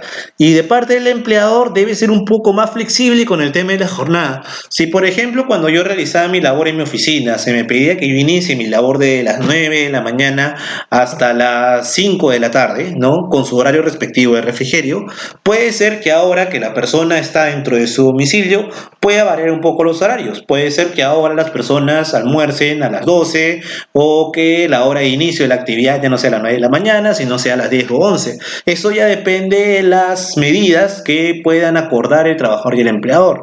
Lo que yo estoy diciendo es que básicamente el empleador puede ser un poco más flexible, pero siempre buscando que se garantice el cumplimiento de las 8 horas diarias o 48 horas semanales. Es más, yo he tenido la oportunidad de conversar con muchos compañeros de trabajo que están realizando sus labores bajo esta vía o esta modalidad de trabajo remoto. Y muchos de ellos me señalan que durante la mañana o prefieren descansar o estar con su familia y recién sus labores las realizan de noche, porque es más tranquilo realizarlo durante esos horarios. Bueno, yo les he mencionado que no le veo mayores inconvenientes de que realicen su actividad en esos horarios, siempre y cuando se haya realizado el correcto acuerdo entre el trabajador y el empleador. Recuerden que esta situación de emergencia sanitaria hace que las condiciones en las que se va a prestar el trabajo remoto no sean las óptimas, pero esto no quiere decir que no se pueda desarrollar el trabajo con normalidad. Así que ya dependerá del empleador cuáles son los medios que utilice para poder fiscalizar esas labores, pero sí les recomiendo que sean un poco flexibles con respecto al cumplimiento de la jornada de trabajo. Además de eso, recuerden que en el caso de la jornada de trabajo solo se va a poder distribuir hasta por un máximo de 6 días, porque ya a nivel constitucional existe el derecho del trabajador de contar con un descanso semanal obligatorio que normalmente coincide con el día domingo. Puede, en el caso de ser conveniente, que el empleador y el trabajador acuerden que sea otro día distinto, que no sea el domingo, sino que sea un día lunes o un martes. Eso ya dependerá del acuerdo entre las partes.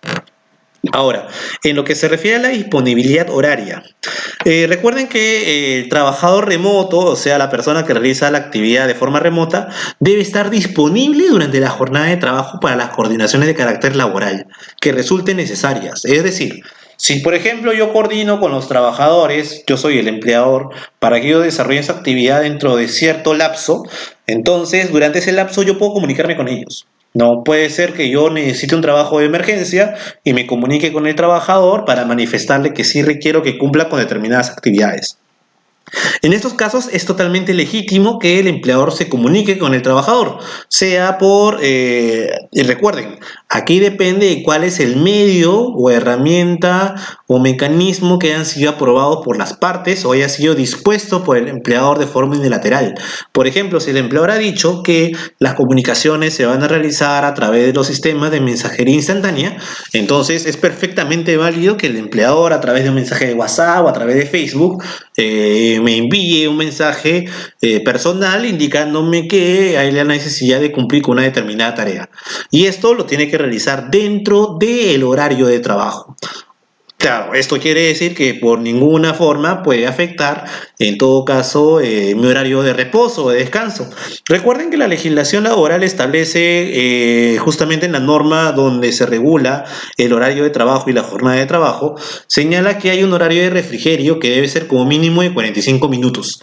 Obviamente, el trabajo remoto permite, en la medida que yo como trabajador me encuentro en mi domicilio, poder disponer de una forma más flexible en el momento en la que pueda alimentarme y descansar. Recuerden que la recomendación que yo he dado es que el empleador debe ser más flexible. Si es que el empleador por diferentes razones no es tan flexible y sí quiere mantener su jornada o su horario de trabajo de forma estricta, entonces si es así, recuerden, y esto le digo a los trabajadores, que el empleador puede comunicarse en cualquier momento durante ese horario de trabajo. Así que deben establecer con claridad que esto va a estar en la comunicación que enviar el empleador al trabajador, cuál es el medio a través del cual se van a realizar las coordinaciones laborales. ¿no? Puede ser a través de una llamada telefónica, correos electrónicos, mensajería instantánea u otra vía que se considere necesaria. Es por eso que debe tomarse las previsiones pertinentes para que los medios de comunicación con el empleador se mantengan en funcionamiento. Yo he escuchado casos que me han comentado algunos empleadores que me señalan que cuando ellos quieren comunicarse con el trabajador, a pesar que está dentro de su horario de trabajo, simplemente el celular suena apagado, ¿no? Y luego los trabajadores se justifican como diciendo, ¿sabe qué? No lo pude revisar, estaba ocupado, etcétera. Bueno, lamentablemente les informa a los trabajadores que el hecho de que se realice el trabajo remoto no quiere decir que se dejen de lado las obligaciones laborales propias o normales que se dan en un centro de trabajo, ¿no? Así que es necesario que el trabajador se adapte a esta modalidad y recordar que el hecho que realice su labor en un lugar que no es el centro de trabajo, sino puede ser su domicilio o un lugar que el trabajador designe, no quiere decir que no deba adecuarse a la posibilidad de ser fiscalizado. Y justamente este es un tema que está relacionado con lo que hemos mencionado anteriormente sobre la jornada de trabajo y el horario de trabajo. ¿Pueden aplicarse sanciones en el caso de que yo realice la actividad de trabajo remoto? La respuesta es sí. Recuerden que el trabajo remoto no quiere decir que exista un relajamiento, ¿no? Puede haber cierto grado de flexibilidad, es verdad, ¿no? Pero siempre debe haber una meta. La ventaja del trabajo remoto en general del trabajo a distancia frente al trabajo presencial es que el criterio que más se va a usar es el criterio de productividad. Esto quiere decir que más que evaluar las labores por la jornada, se evalúa en función de los resultados, ¿no? Esto se observa claramente en la legislación que regula el trabajo a domicilio. En el caso del trabajo remoto y del teletrabajo, en ambos sí se da la posibilidad de que se establezca una jornada. Yo recomiendo que, al igual que trabajo a domicilio, en el trabajo remoto, más que realizarse las actividades en función de una jornada de trabajo, se realice en razón de resultados, porque los resultados pueden ser o manejados de una forma más objetiva, son medibles, pueden ser analizados con mayor cuidado y en función de esto puede evaluarse si el trabajador está cumpliendo o no con su obligación. Para esto, obviamente, debe existir una forma en la que el empleador pueda señalar al trabajador que debe emitir determinados reportes para que se informe continuamente en qué medidas se están dando esos resultados de forma adecuada. Y también el empleador tiene la obligación, en el caso de que quiera garantizar que su actividad se realice con normalidad, de realizar evaluaciones, ¿no? De aquello, del cumplimiento de metas de parte del trabajador. Y estas evaluaciones son necesarias y recuerden que debe realizarse en función de criterios objetivos. Lo que sí considero importante mencionar acá es que se van a aplicar la mayoría de las causas justas de despido que están reguladas en el texto único ordenado del decreto legislativo número 728. Recuerden que en el artículo 25, ¿ya? Ese es el artículo exacto, para ser sincero, en la que se regula hasta qué punto puede sancionarse un trabajador cuando existen faltas graves. Recuerden que cuando un trabajador comete una falta grave, no es que necesariamente va a aplicarse la figura del despido. Eso va a depender de, en verdad, la naturaleza de la falta, si es totalmente grave, y también de los antecedentes del trabajador, por lo que se debe aplicar una figura de proporcionalidad. Ahora, ¿cómo aplicar sanciones en el trabajo remoto? Es una pregunta que me hacen muchas personas. Obviamente hay faltas graves establecidas legislativamente que no van a ser poder aplicadas. Por ejemplo, en el caso de la figura del abandono de trabajo, la legislación laboral establece que el abandono de trabajo se da cuando la persona deja de asistir al centro de trabajo durante más de 3 días. Es decir, al cuarto día se estaría configurando la falta. Hay abogados que incluso señalan que ni siquiera sería el cuarto día, sino sería contando 3 días más. ¿Por qué razón? Porque la misma norma laboral establece que el empleador, para justificar una falta, en la medida de que, por ejemplo, ha tenido un accidente de trabajo o tiene una enfermedad, cuenta con 3 días para poder hacer la comunicación. Entonces puede ser que hayan pasado los 3 días, pero pasado o dentro de estos 3 días, el trabajador justifique su inasistencia porque tuvo una enfermedad. Bueno, obviamente en este supuesto no puede aplicarse ninguna medida de sanción, porque la inasistencia del trabajador está plenamente justificada.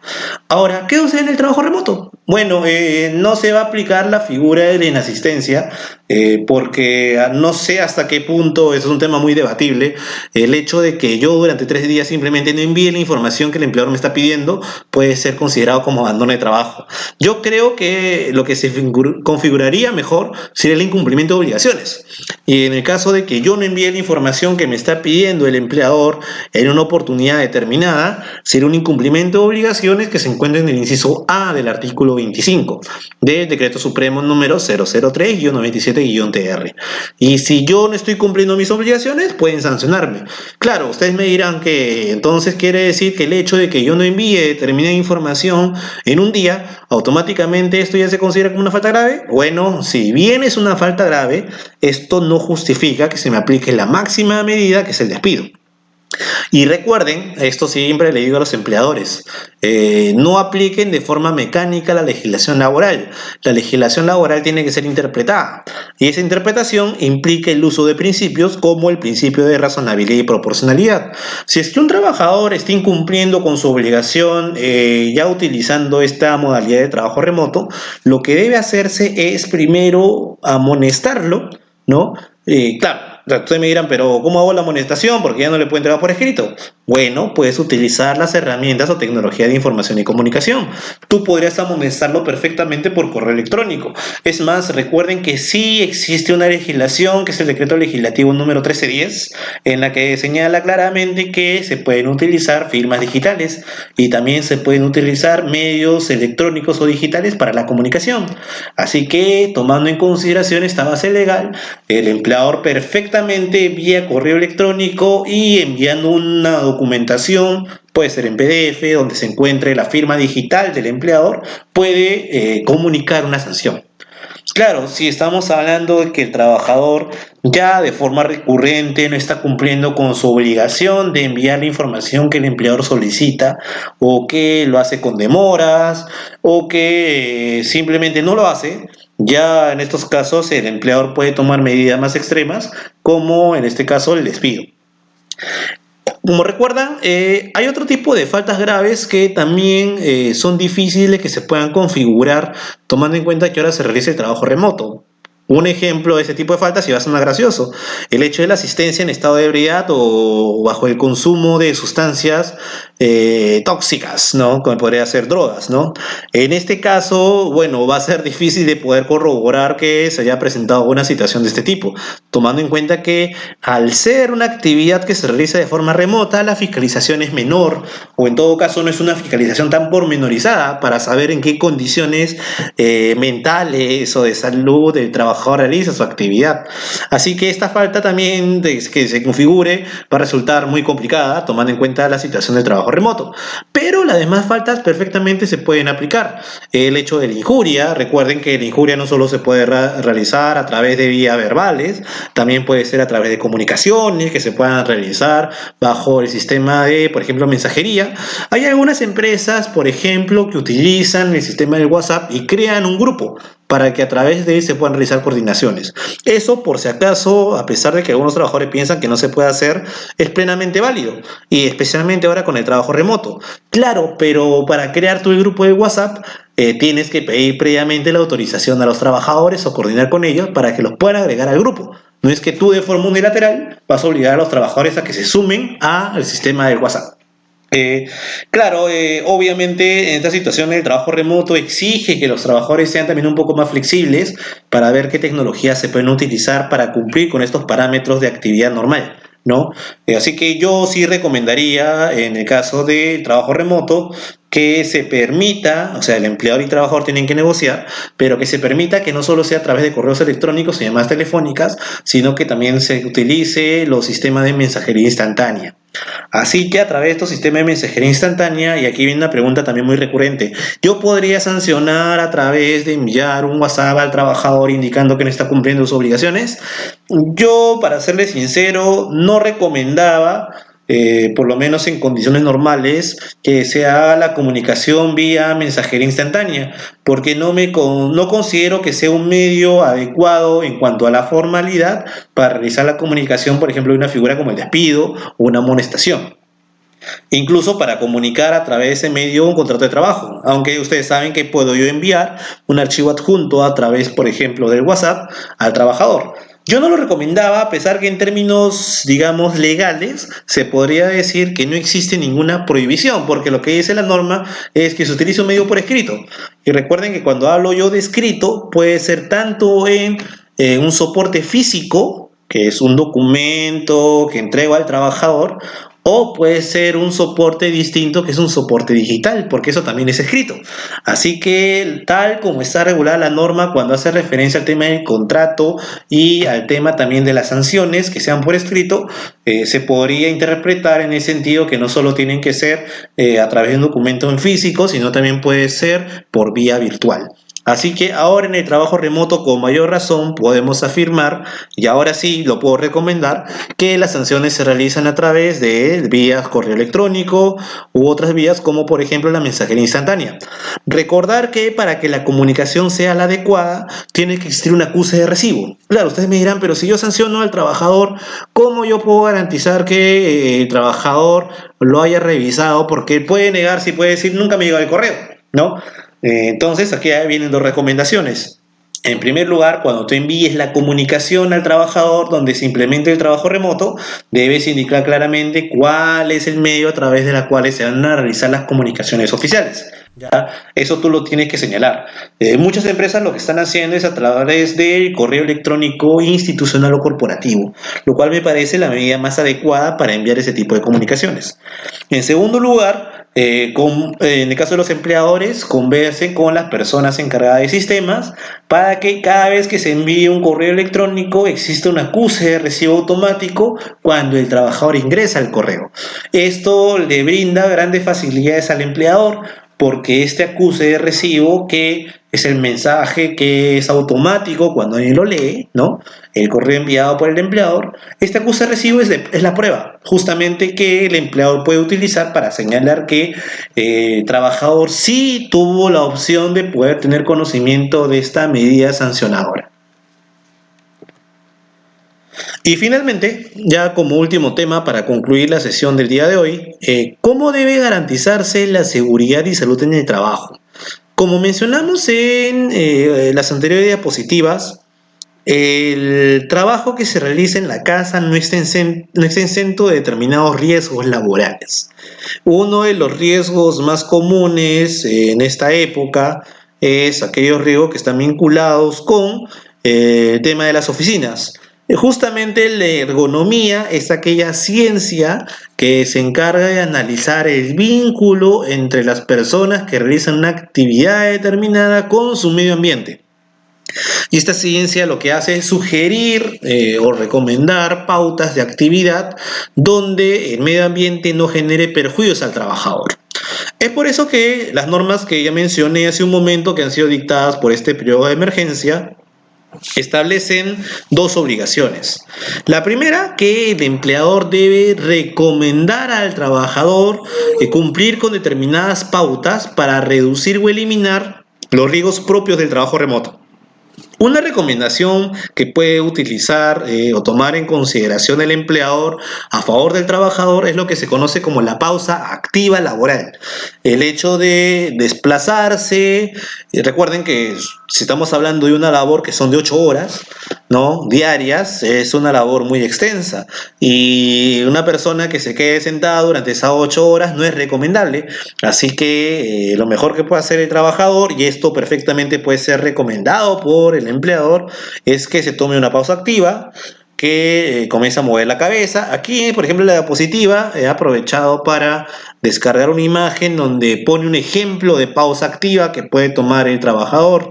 ¿no? Esto lo puede hacer parado, obviamente se recomienda que esté parado o en su asiento, determinados ejercicios básicos o estiramientos que va a permitir que el riesgo laboral propio de un trabajo que se realiza frente a una máquina y sentado se reduzca o incluso se puede eliminar.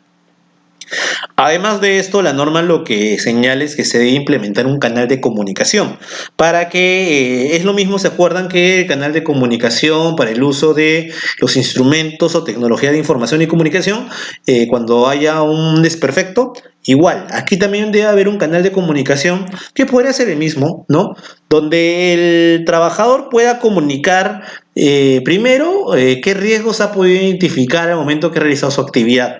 Y en segundo lugar, si es que se ha presentado un accidente de trabajo, porque bueno, aquí sí nos encontramos, a pesar de que sea en el domicilio, con un accidente de trabajo.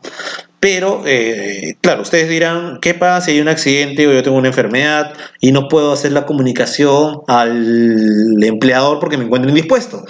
Bueno, es su obligación del trabajador indicarle cuál es este canal de comunicación si es que se encuentra con familiares.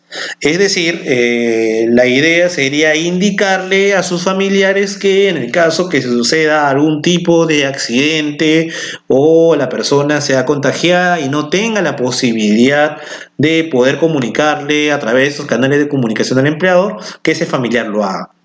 Esto ya se entiende que es una obligación de parte de los trabajadores y el empleador puede poner en conocimiento al trabajador de que debe utilizarse esta medida para que se pueda evitar que el empleador piense que el trabajador esté incumpliendo con sus obligaciones y de esta manera sancionarlo, cuando realmente lo que ha ocurrido es un accidente, ¿no?, de trabajo.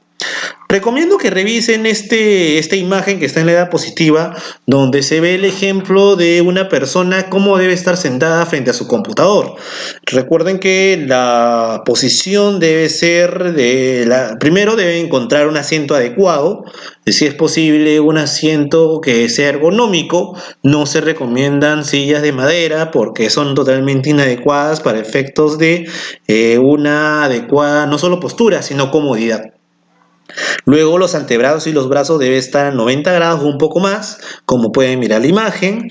La persona al momento de escribir tiene que contar justamente con un dispositivo donde va a colocar, ¿no?, justamente la mano para poder teclear mejor, ¿no?, o utilizar también el mouse.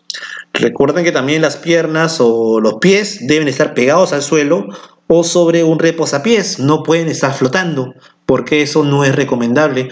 Además, la computadora tiene que estar a una proximidad de 45 a 55 centímetros, una proximidad que sea necesaria. Si es posible, colocar en el monitor o la pantalla algo que sirva como protector, para evitar también que la luz que desprende la computadora pueda afectar la vista. No piensen que el hecho de que una persona realice la actividad en su domicilio ya impide que suceda un accidente de trabajo. Al contrario, existen en verdad estadísticas que señalan que los principales accidentes comunes sean ni siquiera en el centro de trabajo, sino en el hogar.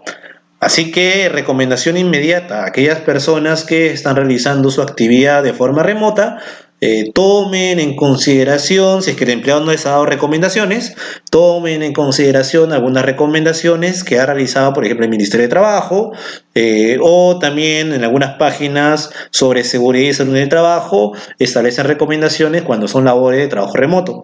Igual, yo voy a realizar dentro de las 8 sesiones de este diplomado un especial sobre seguridad y salud en el trabajo y voy a recomendar algunas medidas como en la pausa activa laboral para que todas las personas que realicen este tipo de labores reduzcan los riesgos laborales o incluso puedan eliminar estos riesgos. Con esto hemos culminado la sesión del día de hoy, la sesión número 3, pero antes de poder cerrar, bueno, la transmisión, quiero aprovechar primero para agradecerles a todas aquellas personas que están realizando las preguntas a través de la plataforma. Gracias a sus preguntas o comentarios a través también de las redes sociales, puedo darme cuenta de cuáles son los temas frente a los cuales tengo que ser un poco más profundo o señalar más detalles para que se tenga un conocimiento mayor. Por ejemplo, he revisado que me ha llegado una consulta que es realizada por Vanessa Chumán Aguirre, que dice, si mi contrato vence a fin del mes de abril, no, está refiriéndose a un contrato de trabajo, ¿no? Y se le otorgó al trabajador la licencia con goce de haber sujeta a compensación. Claro, aquí la situación es que como vence el fin de mes de abril, estamos hablando del 31, ya, o mejor dicho el 30, ¿no? Ya se entendería que no habría la posibilidad de poder recuperar esta prestación que no se ha realizado debido a que el contrato va a vencer. Entonces, si es que yo no puedo aplicar la compensación, ¿cómo queda la situación? ¿Es una licencia con goce de remuneraciones o es una licencia sin goce de haber? Bueno, la respuesta que le puedo dar a Vanessa es la siguiente. Hasta el día de hoy, por lo menos el Ministerio de Trabajo y la SUNAFIL en sus comunicados han señalado que luego, o sea, adicionalmente a la medida de la licencia con goce de haber sujeta a compensación, no hay otra medida. Es decir, no puedes aplicar la figura de la suspensión perfecta de labores. Es decir, que no le pagues durante este periodo. Así que sí, tu obligación va a ser tener que asumir la remuneración del trabajador a pesar que el trabajador no haya realizado su actividad. Esto aclaro que son comunicaciones que ha realizado el Ministerio de Trabajo o la SUNAFIL y no sabemos si es que el día lunes se va a aplicar nuevas medidas donde sí puedan establecerse la suspensión perfecta de labores, ¿no? Eso no lo sabemos. Lo que yo te puedo comentar ahora es que sí, para reducir las contingencias que pueden darse de aplicarse una multa por parte de la SUNAFIL, lo que te recomiendo es que, claro, al final el riesgo lo vas a asumir tú como empleador. Yo sé que es una situación de emergencia, yo sé que se te va a generar una afectación económica, pero si quieres evitar una situación mayor ante una fiscalización, ante una posible queja del trabajador y una fiscalización laboral si no le pagas, es mejor considerarlo como una licencia con goce de haber. Ahora, yo soy de la opinión, porque considero que a nivel normativo se da esa posibilidad, que si bien no vas a aplicar la figura de la suspensión perfecta de labores, que ya he señalado que para mí es una medida muy extrema, sí la normativa laboral, específicamente el decreto supremo número 003-97-TR, señala que antes de aplicar la medida de la suspensión perfecta por caso fortuito o fuerza mayor, pueden aplicarse otras medidas u otras alternativas que sean menos gravosas. Incluso ahí recomiendan el tema de las vacaciones. ¿Qué es lo que yo te puedo recomendar? Trata de conversar con el trabajador señalando que en la medida de que no se va a poder aplicar la licencia con goce de haber sujeta a compensación, porque no va a haber compensación, dile que para evitar una afectación para ambas partes, que podría darse la figura de las vacaciones, sean las vacaciones que el trabajador ya ganó porque tiene más de un año o sean vacaciones adelantadas. Considero que esta es una medida más salomónica porque el trabajador no va a perder el pago de la remuneración y por otro lado el empleador tampoco se va a ver tan afectado porque recuerden que hay muchos empleadores que actualmente con esta medida en verdad sí van a tener problemas para poder asumir los costos laborales de mantener la actividad laboral. Y peor aún cuando son actividades, por ejemplo, en el sector servicios, donde muchos de los clientes al no poder asistir, ¿no? Por ejemplo, en el caso de los cines, ¿no? Al no poder realizar esa actividad, se van a ver perjudicados. Claro, esta medida de aplicar el adelanto de vacaciones es una medida que no le digo que todos los empleadores van a aplicarlos, solo lo recomiendo en algunas circunstancias, por ejemplo en esta, en la que no se puede dar la compensación de la actividad. Bueno, no he recibido otras preguntas porque la mayoría de las preguntas que me han planteado hasta el momento ya he podido ya he podido hacer los comentarios dentro de la transmisión, ¿no? Eso sí, recuerden algo, ¿no? El sector trabajo, en sus interpretaciones, trata de ser lo más protector de los trabajadores. Yo sé que para muchos empleadores esto puede resultar inadecuado, puede resultar que no es parcial, Pero yo creo que en esta situación de emergencia sanitaria, el hecho de despedir un trabajador o de afectar en cierta medida sus remuneraciones, incluso llegando a una situación extrema, como por ejemplo se ha visto en algunas comunicaciones que se está llegando a realizar acuerdos de reducción de remuneraciones, incluso de 50% a más. Yo sí considero que esas medidas no son las adecuadas y se puede generar un clima de inestabilidad social.